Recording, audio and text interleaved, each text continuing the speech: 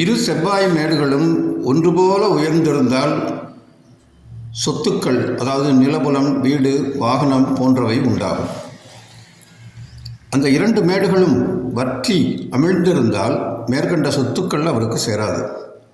புதன் மேட்டின் கீழ் உள்ள செவ்வாய் மேட்டில் இரு கைகளிலும் கரும்புள்ளிகள் காணப்பட்டால் தம் சொத்தை வம்பு வழக்குகளில் அவர் இழப்பார்.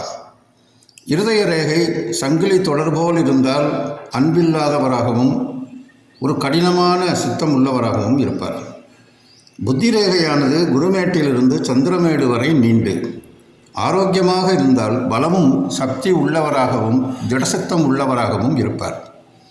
என்றாலும் வீணான கற்பனை கோட்டை கட்டுவார். ஆயுள் ரேகையில் இருந்தோ சுக்கிர மேட்டிலிருந்தோ உப விதி ரேகை ஒன்று தோன்றி சனிமேட்டை அடைந்தால் தெய்வ பக்தி மிக்கவராக இருப்பார்.